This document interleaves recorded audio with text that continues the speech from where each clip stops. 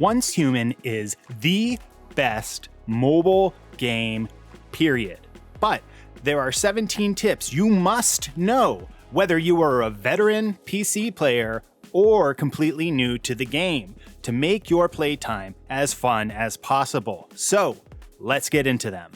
The first thing that you're going to want to do is click the ellipses in the top right of your screen, click on Settings, go to your Combat Settings, and go to your Auto Fire settings. And I personally put Auto Fire on for everything because I don't want to have to aim down the sight and then push the button and also trying to move my finger around to aim. There are ways that you can play with this so that it can be less annoying, but I personally find it's just best to put it on for everything. So let me just show you an example now. I've got some target dummies here and the game does consider them enemies. So once my crosshairs gets over one of these, it'll automatically start firing. And as you can see, as I keep moving my crosshairs around to different targets, it's gonna keep targeting them. You can also do this while aiming down the sight the way that I have it set. So I have it set to all weapons and hip fire, aim down sight, everything is auto aim. And I find it just so much easier. So much of the game you can do just firing from the hip.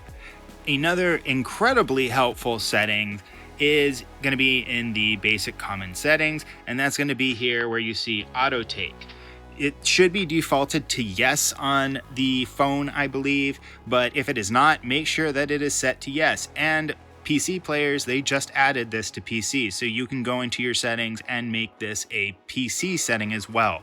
This makes it so easy to pick up random loot that you need to scrap for parts later, picking up stuff from enemy corpses. It was a pain in the butt to have to do this even with a mouse. So I can't even imagine trying to do this on the phone. Just do yourself a favor and put it on auto take.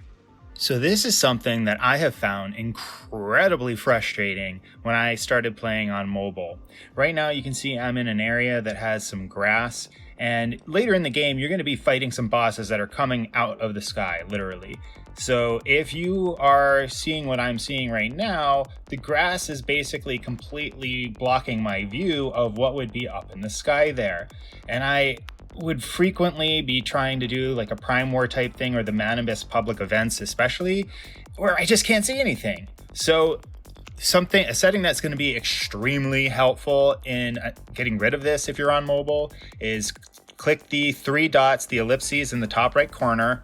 Then you're going to go to settings, the little gear bar, and under graphics, it's going to be the vegetation density. You're going to set that to low. Mine was defaulted to very high.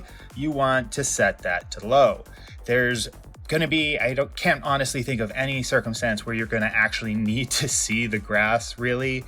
And maybe you can play with it in medium and it'd work. But as you can see right now, nothing on the ground, and I can perfectly see the sky. So this is going to save you a lot of frustration when you get into the later game and you're shooting at the Manibus, either in the public event or the Prime War. So I hope that helps you guys. Another really great thing in this upper right corner setting is going to be the flashlight here. And you just click that button, it toggles it on. You click it again, it toggles it off. I find the game to be, on the mobile version, fairly dark. Right now it doesn't really matter so much, but when you're climbing around in buildings that don't have lights on in there, you're gonna absolutely need the flashlight. Another setting that you may or may not want to use is an option for the auto toggle flashlight here.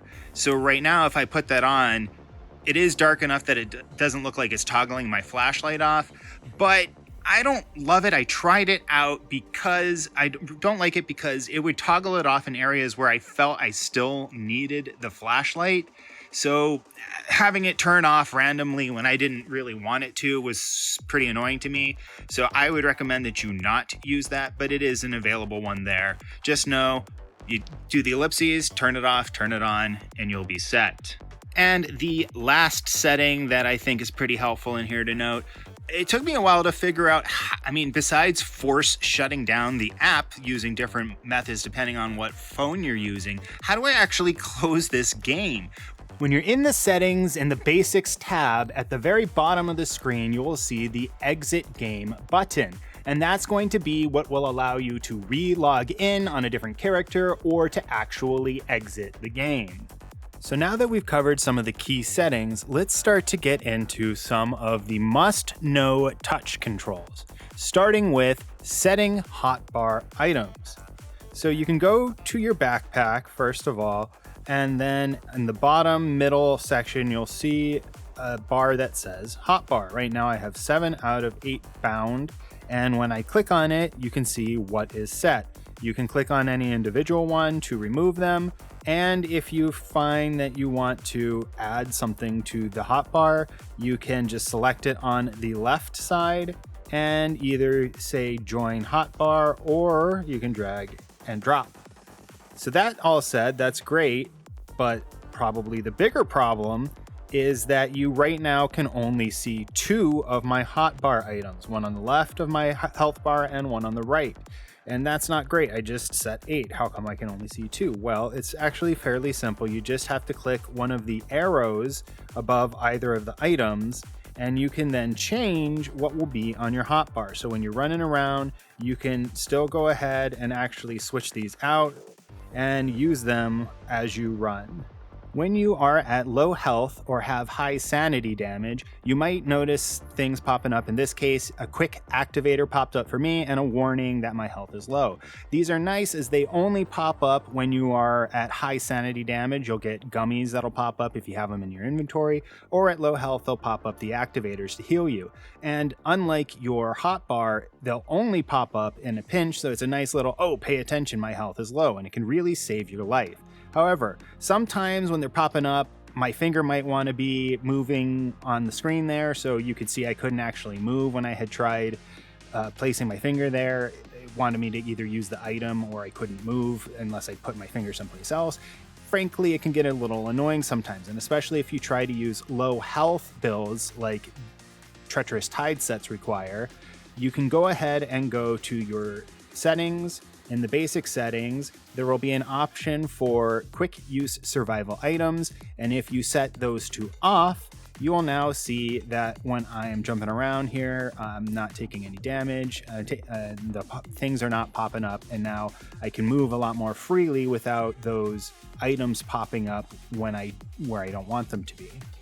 Here's an annoying note on the mobile version. When you go to the blueprint shop and you're inspecting the different weapons, it by default, every time you come in here, is only gonna show you pictures of the weapons or the armor. And so right now I have no idea what any of these things do. It took me a while to figure this out, but in the bottom right-hand corner, next to where it says owned for this weapon for me right now, there's a little clipboard and a magnifying glass. And if I go ahead and I click on this, it's gonna start showing me the weapon stats and the key features. So keep in mind, you have to do this every time you come back. If I close it out and I go back to the blueprint shop, it's still showing me the icons only. So you gotta remember to clip that little clipboard and the magnifying glass to see what you can get. Speaking of the shop, if you're wondering how to spend your Starcrom, then please subscribe, as I will be having a video coming out soon that will go over the different armor sets and which ones I recommend that you start with. Also, I have a couple of build videos out already, and I'm hoping to make more shortly after the next video, so please subscribe for those as well. Now back to this video. So probably the best thing that I can tell new players is to check out the ellipses on the upper right corner, the little 3 dots there in the bubble. And when you click on that or tap on that, you'll see a bunch of options that are going to be really helpful. And the top left one for summoning V, I'm basically putting myself out of a job by telling you guys, if you click on V and then you answer him, you can go to this View Wikipedia's page. And that is going to be killer, because once this finishes loading, I can show you basically any question you have about the game. You can find answers here. So right now it's got all kinds of different like news that you can check out, and the survival manual is really helpful. But what I really love about this is the Ask V in the top kind of middle-ish area there.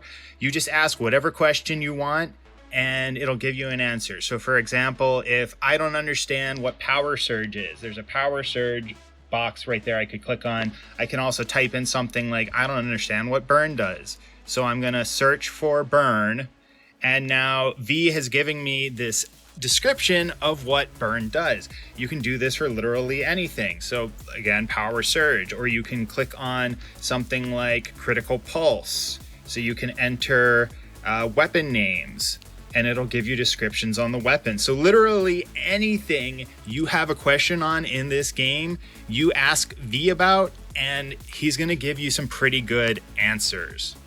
Another great thing that you're gonna want to know about with V is the first option, which is view commissions. And in here, you're going to be given each week different objectives that you can complete, little mini quests.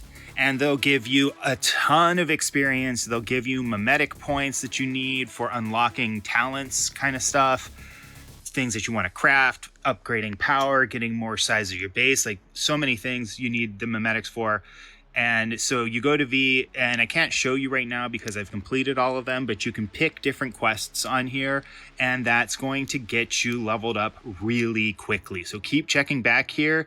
It'll upgrade every week. You'll see another one that comes up.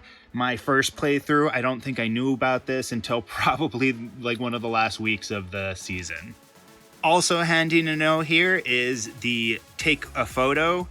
Sometimes you can do commissions that involve just taking a photo, and you can just literally take several photos and, you know, just keep taking the picture and then quit out of it. And then for basically 5 seconds of work, you get a commission completed. So knowing that the camera is there with the ellipses is very helpful also. Now for some basic combat settings, right now I'm just running around, and you can see I don't have a weapon out. Right now it mostly looks like I can use my melee weapons, and when I have my crosshair over a target, it isn't doing anything. Well, if you don't want to use the melee weapon, or you actually want to be able to fire on something, in the right portion of the screen thereabouts, if you see your weapon icon, you can then click on it, which pulls it out. If you click it again, that'll pull out your secondary weapon. If you keep clicking on it, it'll let you switch in between. And if you want to use your melee, actually, there is to the left there an option that will switch you to what your melee weapon is. And then some basics here. In the bottom right, there is a reload button, a little circle with some bullets there. So that'll help you to manually reload. It will auto reload when you are empty. You can see the auto fire. I can toggle on and on right now instead of having to go into the settings. So that's helpful. And yeah, that's going to be some very useful stuff on basic combat. Speaking of builds, and something that wasn't in my initial beginner's guide video because it took me embarrassingly long to figure out that you could do this, is you can save gear builds. So right now I'm on my geared backpack. In the bottom middle there's going to be a little, looks like a chess piece icon with a save text below it. You go ahead and you click on that, and you can save things that you have equipped. So right now it has, I clicked it twice, so it created this preset name number 1. You can click on it a couple times. I think on the PC, it'll let you edit it. On the mobile, it's very simple. There's a little pencil icon that you can click on and change the name. And so now what that's gonna do is anytime I wanna switch back to this, I can easily just click on it. I'm gonna show you what equipping a different set looks like. I just click on it, equip, and automatically equipped on me. If I say, no, I don't want to use that one anymore, I go ahead, equip what I was just using, instantly switches it out again. It is so simple and definitely something that you should use as much as possible. Now, if you are somebody who's going to be doing a lot of different scenarios, it's going to be somewhat harder to use because it's not going to be able to save the same equipment. You're not going to have the same equipment. It's going to be sent to your space-time backpack. But the main thing that's super important to me, at least, is it saves the mods, because not having to fumble through my mod backpack to find which of my mods I've already spent so much time searching for to be the best and min-maxing as much as possible, just saving that effort on the mods is totally worth it. And you can always, if you find, oh, I can't use these icons, but I'm going to go ahead and there's this reset text here. That reset, I'm not going to do it because I don't actually want to delete this one. But if you go ahead and you click that reset, it's going to save what you have equipped over what was initially there, and then you don't have to worry about the equipment that you had being sent back to the space-time backpack. Another basic that you're going to definitely want to know is fast traveling and using your map. So right now what I did, the map icon in the upper right hand screen, I click on it, I can move it around, I can zoom in by sliding in or pinch sliding out, pinch sliding in. But what's going to be very helpful is on the map, if you see these icons here that basically look like radio towers, you can, any of these that are blue are ones that you can fast travel to if you click on it. Now it might be a little finicky because right here you can see I clicked near it and I got a marker note. I can customize a marker, put a pin down. I can track this area so that I can have a way marker when I'm running around. You got to be maybe clicking on it a couple of times because sometimes when I'm trying to teleport to someplace, I tap on it and it doesn't seem to want to let me teleport. It might just be that you clicked a little off of it, which then gives you the map pin options. So I'm going to go ahead and I'm going to teleport here. And as I mentioned earlier, you can only do these with ones that are blue. You have to run up to them manually when they're gray, and by clicking on them, it'll unlock them. Now, once I'm here, I can teleport to other areas. So if I look over here, I see my map, my base little house green icon here. I can teleport to that. I can always teleport to the house, your base, anytime you want. There's a 10-minute cooldown, but it doesn't matter where you are. But if I, for example, move off of this by enough, let's see if this is enough now.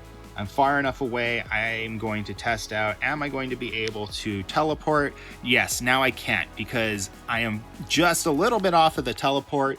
It grays out my option for teleporting to other towers. So if I want to go to a teleportation tower, I either have to be basically on a teleportation tower in order to go to another one, or if I'm on my base, I can always teleport. As you saw earlier, I was at my base and I teleported to one of these teleportation towers. You can also move to the town, these little blue, looks like a water drop icon. Those you can also teleport to. The teleportation towers and the cities have no cooldown. However, again, teleporting to your base does. Building campsites is an extremely important thing for you to do. If you die, it gives you an area close to where you are fighting or exploring that will allow you to respawn. So in order to do this, in the bottom left-hand corner, there is a little house that says build. If you click on that, it'll give you the option for territory or campsite. Right now, the territory is what I'm referring to, and that's this little mobile territory that you can build.